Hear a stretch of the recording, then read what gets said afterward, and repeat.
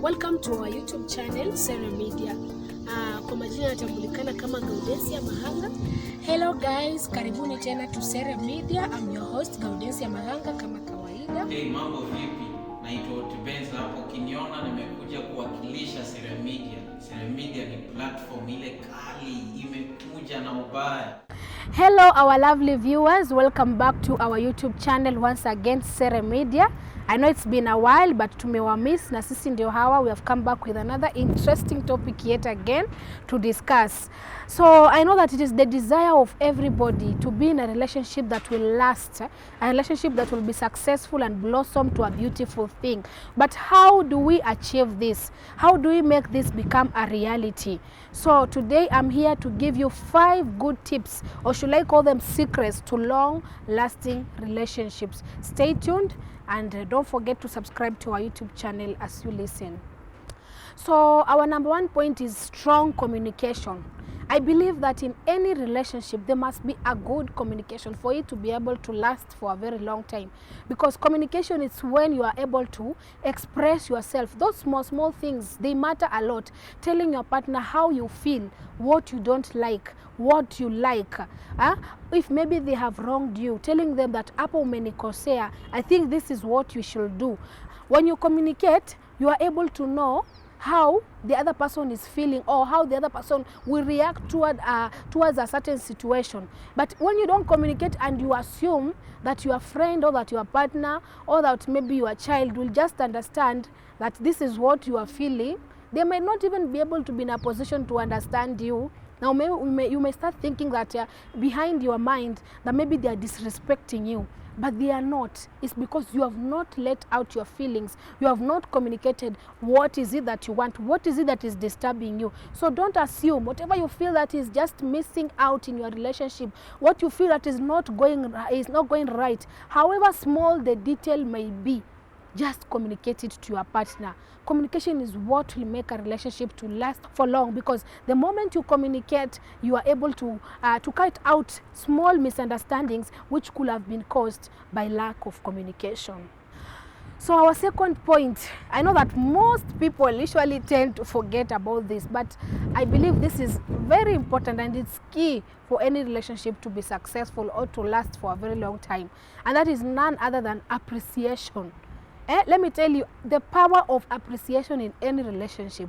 Your friend, your parent, your child, or let me say your spouse has gifted you just something small. Learn to say thank you. Learn to appreciate those small things that you are doing for one another. Maybe at that moment there could be somebody else who could have done much better, who could have done much more than what your spouse has done for you.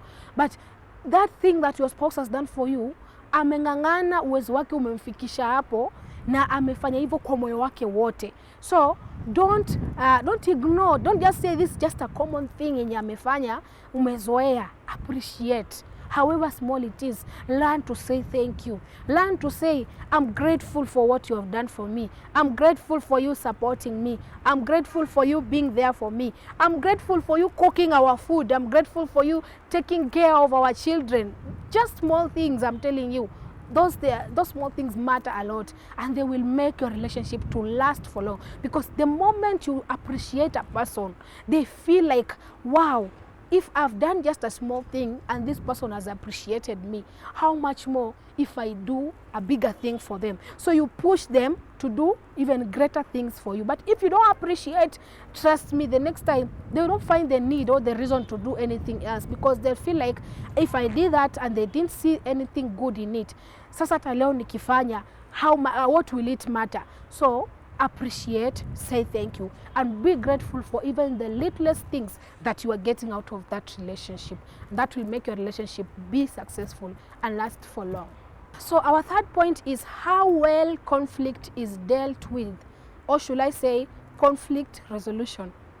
That is very crucial. It's very important, because I know that as human beings, in our human nature, we may make mistakes here and there, and maybe ukosee partner wako, ukosee your parent, ukosee your child, ukosee your teacher, your friend, and that is not the end of the relationship, because the moment you have disagreed on something, it doesn't mean that the relationship has to end there or you have to be in bad terms forever. So how do you solve those conflicts whenever they arise? It matters a lot for that relationship to last for a long period or for it to be successful. So find ways, find a common ground on which you can talk about your conflicts, on which you can talk about your disagreements in a better way without you quarreling, without you raising your voice, without you being disrespectful to your friend or to your partner or to your spouse or to your child, to your parent, whoever. Don't be disrespectful.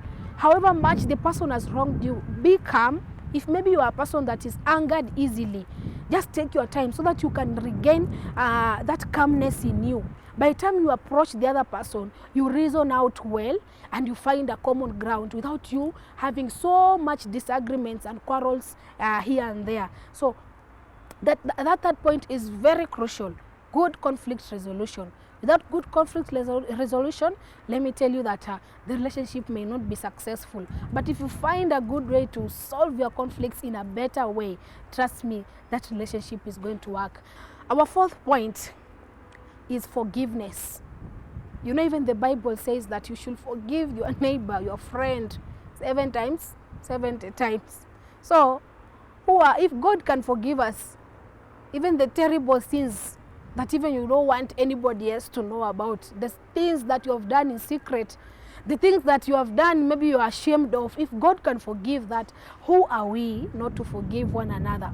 I know that there are situations whereby you may do something to your partner or to your friend, na hiyo kitu imuhurt, imuumize to an extent that forgiving might be quite difficult, or you may forgive but when you remember, sometimes you still feel the pain is there.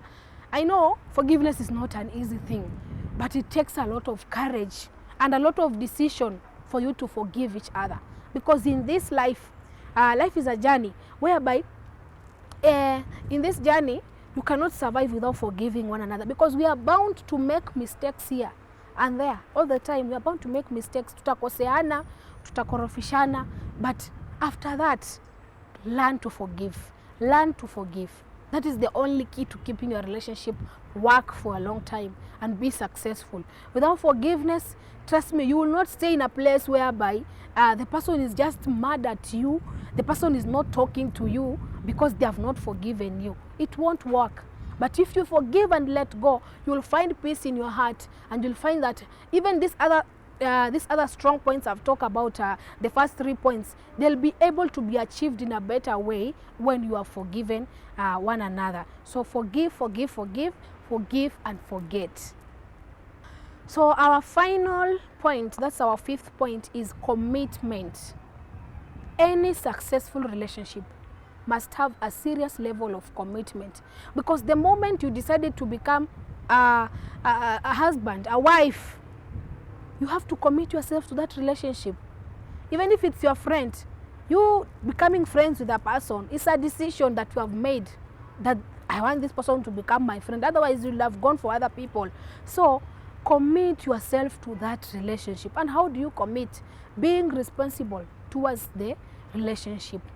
Let me say, okay, let me use the example of a marriage situation, whereby you have to know your duties, your responsibility. What are your responsibilities as a woman in that relationship? What are your responsibilities as a man in that relationship? Commit yourselves towards you making sure that your responsibilities are achieved. If it's taking care of the children, if it's feeding the family, if it's providing security, do it with all your heart. Commit yourself fully.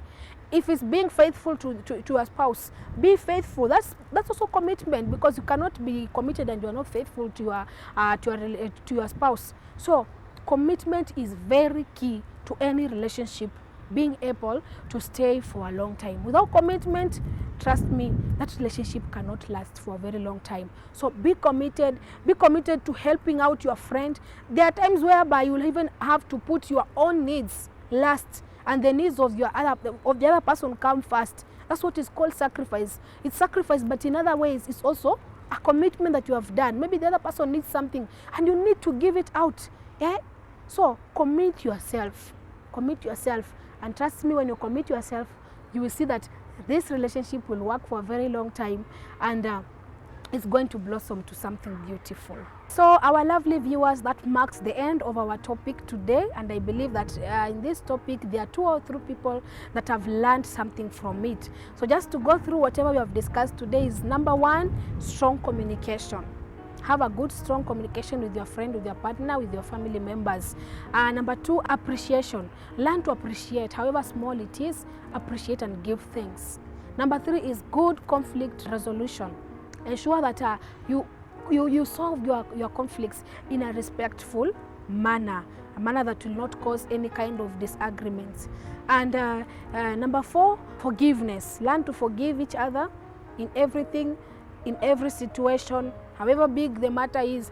Forgive, let go, and forget. And finally, our 5th point is commitment. Commit yourself towards the relationship.